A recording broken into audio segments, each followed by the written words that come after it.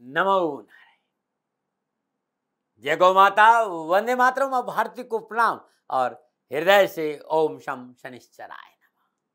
प्रिय दर्शकों, मित्रों, साथियों, घर की सुंदरता किसमें है? जब सभी परिवार के सदस्य एक साथ सकारात्मक विचारधारा के साथ घर में रहे, तभी घर सुंदर बनता है। और सभी परिवार के सदस्य एक साथ बैठे घर का मुखिया अपना पूर्ण प्रयास करता है। जैसे माली अपने बगीचे में सारे पौधों को सुरक्षित रखने के लिए मेहनत करता है, ऐसे ही माता पिता संपूर्ण प्रयास लगाते हैं उसका परिवार सुकून और शांति से और नेक विचारों वाला बने, उनकी संतान नेक विचारों वाली रहे। यदि इस प्रयास में कमी रह जाती है तो अच्छी परिणाम की आशा आप नहीं कर सकते। प्रयास पूर्ण सच्चे हृदय से करेंगे ना तो हर असंभव संभव में बदल जाएगा। फिर असंभव काम कोई नहीं रहता, इस बात का ध्यान, और ये प्रयास हम सबको करना चाहिए। नमो नारायण। प्रिय दर्शकों, मित्रों, साथियों, नवंबर 2022 का महीना नक्षत्र गणनाओं के हिसाब से क्या संकेत दे रहा है, पुनः आपके सामने ये वीडियो लेकर हूं। आप सभी के लिए नक्षत्र गणना और ग्रह योगायोग के हिसाब से क्या कह रहा है नवंबर का महीना? क्या कामकाज को लेकर आगे बढ़ेंगे? क्या कुटुंब परिवार समाज में संतुलन रहेगा? क्या मनोबल मजबूत रहेगा? क्या आपकी यात्राएं लाभदायक रहेगी या फिर कष्ट है? भूमि भवन वाहन की प्राप्ति का योग है? क्या संतान पक्ष आपके लिए ठीक है? क्या एजुकेशन के क्षेत्र में आपको सफलता मिलेगी? क्या अनावश्यक बीमारियां आपका पीछा छोड़ेगी? कैसा रहेगा वैवाहिक जीवन? क्या आप दुर्घटनाओं से परेशान रहेंगे या दुर्घटनाओं से पीछा छूटेगा? क्या पिता का प्यार मिलेगा? धर्म में रुचि रहेगी? कामकाज नौकरी में सफलता मिलेगी या फिर उठापटक का संकेत है? क्या लाभ के अवसर मिलेंगे या फिर जूझना पड़ेगा हानि से? इन सब का लेखा जोखा लेकर पुनः आपके सामने हूं, आपके अपने यूट्यूब के चैनल गुरुमंत्र विद दाती महाराज में। आइए सबसे पहले जानते हैं कि नवंबर के महीने में कब कब किन किन ग्रहों का राशि परिवर्तन हो रहा है। 16 नवंबर 2022 सूर्यदेव शाम 7:15 पर अपनी मित्र राशि वृश्चिक में प्रवेश करेंगे। इस समय जब नवंबर का महीना प्रारंभ होगा तो चंद्रदेव मकर राशि में संचरण करें उस दिन, और चंद्रदेव का मासिक राशिफल में कोई प्रभाव नहीं रहता, इसलिए ज्यादा इस पर जानकारी मैं देता नहीं। मंगलदेव वक्री अवस्था में मिथुन राशि में संचरण करेंगे और 13 नवंबर को वक्री अवस्था में राशि परिवर्तन कर वृषभ राशि में प्रवेश करेंगे। बुधदेव 26 अक्टूबर से तुला राशि में संचरण कर रहे हैं और 13 नवंबर को वृश्चिक राशि में प्रवेश करेंगे। वो बृहस्पति देव स्वराशि मीन वक्री अवस्था में संचरण कर रहे हैं। 23 नवंबर को बृहस्पति देव मार्गी होंगे। शुक्रदेव तुला राशि में संचरण कर रहे हैं।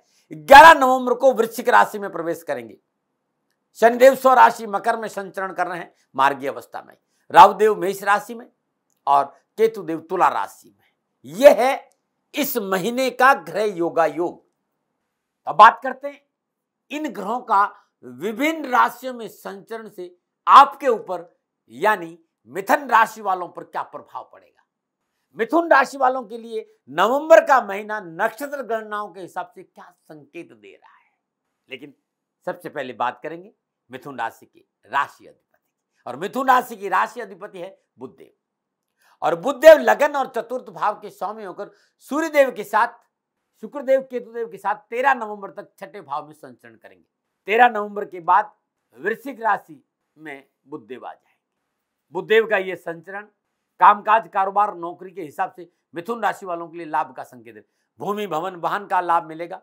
माह के आरंभ में प्रतियोगिता और कोई परीक्षा है तो लाभ के अच्छे अवसर मिले। लेकिन संकेत यह भी मिल रहा है कि इस समय आप अपनी हेल्थ को लेकर कोई समझौता नहीं करें, दैनिक दिनचर्या का पालन करें, प्रकृति से साथ जुड़े। लेकिन कामकाज को लेकर बुधदेव का संचरण अच्छे अवसर देगा। कार्यस्थल पर वर्चस्व बढ़ेगा, कर्जों में कमी आएगी।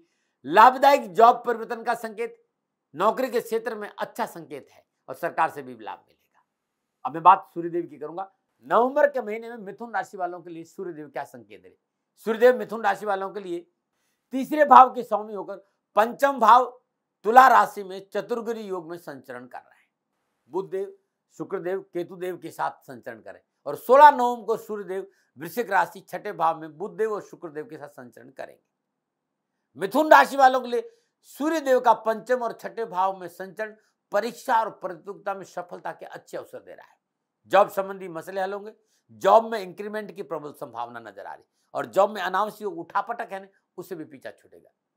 जब सूर्यदेव वृश्चिक राशि में 16 नवंबर को आएंगे तो कामकाज, कारोबार, नौकरी को लेकर आपको अच्छा मौका मिलेगा। अब बात करते हैं मंगलदेव की। मंगलदेव 11वें और छठे भाव के स्वामी होकर मिथुन राशि के लगन भाव में वक्री अवस्था में संचरण कर रहे हैं। 13 नवंबर को वक्री अवस्था में राशि परिवर्तन करके वृषभ राशि 12वें भाव में आ जाएंगे। तो 12 नवंबर तक मंगलदेव मिथुन राशि वालों के लिए लाभ, सफलता के अच्छे अवसर दे रहा है। कामकाज, कारोबार में उन्नति के अवसर प्राप्त होंगे, वर्चस्व में वृद्धि होगी, अभिलाषाओं की पूर्ति होगी, मनोबल मजबूत होगा। लेकिन 13 नवंबर से मिथुन राशि वालों के लिए खर्चों पर अंकुश लगाना बहुत जरूरी। विवादित सौदों में पूंजी निवेश नहीं करें और घरेलू वातावरण में तल की नहीं हो, इस बात पर ध्यान देना हो और संभव हो तो इस दौरान कोई आवास परिवर्तन नहीं करिएगा। बात बृहस्पति देव की करते। बृहस्पति देव सप्तम और 10वें भाव के स्वामी होकर 10वां भाव मीन राशि वक्री अवस्था में संचरण कर रहे हैं। 23 नवंबर को बृहस्पति देव मार्गी होंगे। कामकाज, कारोबार को लेकर बृहस्पति देव मिथुन राशि वालों को लाभ और सफलता के अच्छे मौके देंगे। आपके स्थिर स्टेटस में वृद्धि होगी, मान सम्मान, यश की प्राप्ति की, अच्छे आपके कामकाज के संबंध बनेंगे, कार्यस्थल पर आपका वर्चस्व रहेगा और कार्य की गुणवत्ता बढ़ेगी। शुक्रदेव मिथुन राशि वालों को नवंबर के महीने में क्या संकेत दे रहे हैं? तो शुक्रदेव सूर्यदेव, बुधदेव, केतु के साथ तुला राशि पंचम भाव में संचरण कर रहे हैं और शुक्रदेव सूर्यदेव नीच भंग राजयोग में है। शुक्रदेव और बुधदेव का मिलन 11 नवंबर तक लक्ष्मी नारायण योग है। तो संपूर्ण ग्रह युगागों को देखते हुए शुक्रदेव की मैं बात करूं तो कामकाज, नौकरी, व्यवसाय को लेकर समय मिथुन राशि वालों के लिए शुक्रदेव लाभ के अच्छे अवसर देगा। एजुकेशन में सफलता देगा। शेयर मार्केट में यदि आपका अनुभव है तो अच्छे परिणाम मिल सकते हैं। कानूनी मसलों में राहत मिलेगी, मनोनुकूल कार्य बनेंगे और अनावश्यक कर्जों से मुक्ति मिलेगी। बात शनिदेव की करते हैं कि नवंबर के महीने में मिथुन राशि वालों के लिए शनिदेव का क्या संकेत है? तो शनिदेव मिथुन राशि वाले के नवंबर अष्टम भाव के स्वामी को अष्टम भाव स्वराशि मकर में संचरण करें। भाग्य स्थान का स्वामी अष्टम स्थान में संचरण करने की वजह से अकस्मात धन प्राप्ति के अवसर बढ़ेंगे, सरकार से लाभ मिलेगा, धन प्राप्ति के स्रोतों में सुधरता आएगी, लेकिन मिलेगा सब कुछ धीरे धीरे, इस बात का ध्यान रखें। मिलेगा जरूर, चाहे वो कामकाज हो, चाहे नौकरी हो, चाहे सफलता, लेकिन थोड़ा धीरे मिलेगा। बात राहुदेव की करते हैं। राहुदेव मिथुन राशि वालों के लिए 11वें भाव में संचरण कर रहे हैं और 11वें भाव में संचरण कर रहे राहुदेव मिथुन राशि वाले कामकाज में लाभ और सफलता के अच्छे अवसर के, राजनीतिक वर्चस्व बढ़ेगा। अगर आप प्रशासनिक अवसर है तो प्रमोशन की प्रबल संभावना, सोशल सर्कल में बढ़ोतरी होगी। केतुदेव पंचम भाव में तुला राशि में संचरण करें और पंचम भाव का केतु मिथुन राशि वाले कार्यों में सफलता के लिए अच्छे अवसर देगा, एजुकेशन में सफल देगा, शेयर मार्केट में लाभ के अच्छे अवसर देगा, आध्यात्मिक उन्नति के अवसर मिलेंगे, धर्म कर्म में रुचि बढ़ेगी और धार्मिक यात्राओं का योग भी, लेकिन पेट को लेकर सावधानी का संकेत दे रहा है। तो ये था 9 के 9 ग्रहों का संचरण जिन राशियों में हो रहा है, वो मिथुन राशि वालों को क्या संकेत दे रहा है, लगन के आधार पर यह संकेत था। अब मैं विस्तार से बात करूंगा मिथुन राशि वालों के लिए कामकाज, व्यवसाय, नौकरी, धन, शिक्षा, समाज, परिवार, स्वास्थ्य के हिसाब से कैसा रहेगा नवंबर का महीना। राशिफल आपकी अब जो राशिफल है वो चंद्र राशि पर आधारित है और ये राशिफल पुरुषों के लिए भी है, महिलाओं के लिए भी है, बुजुर्गों के लिए और बच्चों के लिए। और सबसे पहले मैं युवा और विद्यार्थियों की बात करूं। विद्यार्थियों और युवाओं के लिए नवंबर का महीना सामान्य तौर पर अच्छा रहेगा। शिक्षा के क्षेत्र में प्रबल लाभ के संकेत, विद्यार्थियों और युवाओं को शानदार सफलता और बेहतर परिणाम का संकेत मिल रहा है। मेहनत का पूर्ण फल पढ़ाई में और कामकाज में मिलेगा, क्योंकि इसमें आप सफलता के लिए खूब परिश्रम और खूब मेहनत करेंगे और सब्जेक्ट में आपकी पकड़ भी होगी। प्रतियोगी परीक्षाओं के लिए भी अच्छे अवसर मिलेंगे। इस महीने यदि आपने पूर्व में किसी अध्यापक की मदद ले ली तो परीक्षा परिणाम आपके लिए बड़े शुभ रहेंगे। युवाओं और विद्यार्थियों को अभावों से मुक्ति मिलेगी, रोजगार के साधन उपलब्ध हैं, कैरियर में आ रही अनावश्यक बाधाओं से राहत मिलेगी।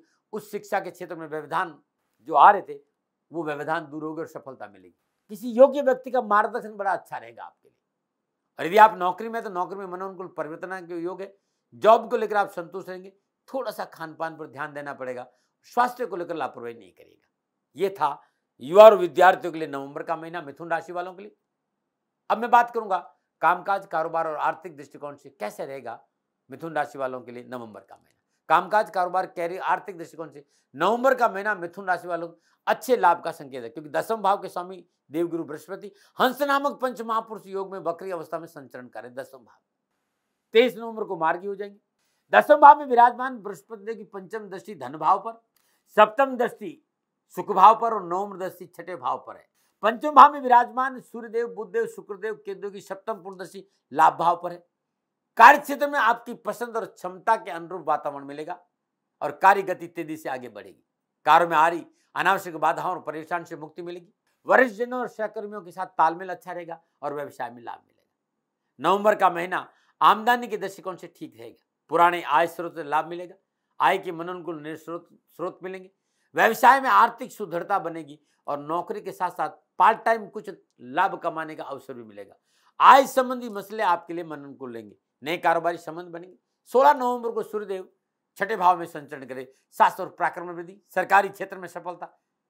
थोड़ा सा संयम और धैर्य से काम किया और काम पर ध्यान दे दिया तो व्यवसाय में मन अनुकूल उन्नति का अवसर और नौकरी में आपका वर्चस्व बढ़ेगा।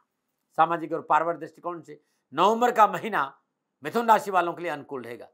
सामाजिक रूप से आप स्वयं सुरक्षित महसूस करेंगे। भावनात्मक स्थिति मजबूत रहेगी। दाम्पत्य जीवन के लिहाज से अनुकूल समय और जीवन साथी से मधुर व्यवहार की प्राप्ति होगी। परिजनों से स्नेहपूर्ण व्यवहार मिलेगा। अच्छा समर्थन मिलेगा। आत्मविश्वास को बढ़ाने में मदद करेंगे नक्षत्र गणना आपको पूरा। परंतु अष्टम भाव में विराजमान शनिदेव की तीसरी दृष्टि इस बात का संकेत दे रही है पवित्रता और पारदर्शिता बहुत जरूरी है, ये ध्यान रखिएगा। लेकिन बृहस्पति देव और शनिदेव का त्रिकादश संबंध है भाई, तो पारिवारिक सदस्यों का सहयोग अच्छा रहेगा। संतान पक्ष आपको सहयोग करेगी। हाँ, जो माता पिता के स्वास्थ्य को लेकर परेशानी थी उससे भी आपको मुक्ति मिलेगी। मानसिक संतुलन ठीक रहेगा। फिर भी मैं कहना चाहूंगा कि जो छोटे भाई बहनों के से प्यार आपका ठीक होना चाहिए और उनको अपने साथ रखेंगे तो आपके लिए अच्छा रहेगा। और इस महीने लेन देन को लेकर, प्रॉपर्टी को लेकर माता पिता से कोई झंझट नहीं हो, इस बात पर थोड़ा सा ध्यान दीजिएगा। बात स्वास्थ्य की कर रहा हूं। मिथुन राशि की राशि अधिपति बुधदेव 13 तारीख तक पंचम भाव में और 13 तारीख के बाद शुक्रदेव सूर्यदेव छठे भाव में संचरण करेंगे। मंगल देव वक्री अवस्था में 12वें भाव में संचरण करेंगे। तो स्वास्थ्य के मोर्चे पर आपको सचेत रहना होगा। मौसम परिवर्तन हो रहा है, सर्दी, जुकाम, बुखार, इन चीजों से बचकर रहना बहुत जरूरी और खान पान में लापरवाही नहीं बरतें। साथ ही मुंह, कान, नाक संबंधी कोई चिकित्सा संबंधी मामला है तुरंत डॉक्टर को दिखाएं। चिकित्सा में लापरवाही नहीं करनी भाई। और यदि आप कोई दवाई ले रहे हैं तो उसकी एक्सपायरी डेट भी देख लीजिएगा। और स्वयं वाहन चलाकर लंबी दूरी की यात्रा नहीं करेंगे तो आपके लिए अच्छा रहेगा। विशेष नवंबर के महीने में क्या ध्यान रखें? कार्य क्षेत्र में जोखिम भरे कार्य में पूंजी निवेश नहीं करें। शेयर मार्केट में लाभ का संकेत नजर आ रहा है लेकिन आपका अनुभव नहीं हो तो नहीं करें। कार्य क्षेत्र में अमर्यादित भाषा का प्रयोग मुसीबत में डाल सकता है, आपकी छवि धूमिल कर सकता है। बोल अमलक बोल, हिये में तोल पीछे बोल, पहले भीतर तोले फिर बोले। इन वचनों को आप धारण करना बहुत जरूरी। वाणी पर संयम रखें। विवादी सौदों से दूर रहे और सरकारी मामलों में लापरवाही नहीं करें। उपाय क्या करें? तो मिथुन राशि वालों, हर रोज प्रातःकाल नित्य कर्म स्नान उपरांत श्रद्धापूर्वक गणपति की श्री चरण में शुद्ध देसी घी का दीपक जलाए। 108 बार ओम गंग गणपते नमः इस मंत्र का जाप करें।